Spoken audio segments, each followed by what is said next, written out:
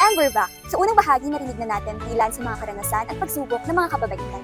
Kaya naman ngayon, samahan niyo kaming tunghayan ang mas marami pang kwento ng mga kababaihan sa loob ng universidad.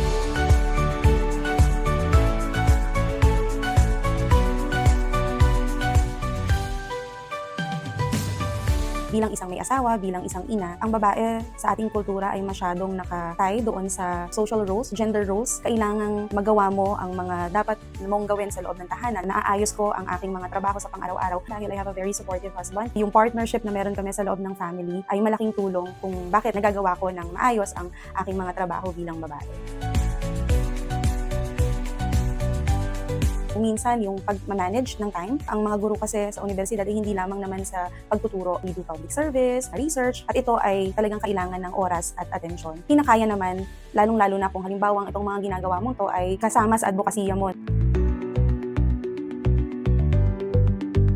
Magandang paraan yung mga class discussions kung saan naibibigay ko ang aking opinion, lalong-lalo na pagdating sa usapin ng kasarian. Sinisigurado kong lahat ay malayang magparating ng kung ano man ang gusto nilang sabihin nang walang judgment. Bukod dito ay ang aking pag-lead ng project. Ngayon kasi I'm leading a PUSTP card-funded project na nakafocus sa women livelihood operators.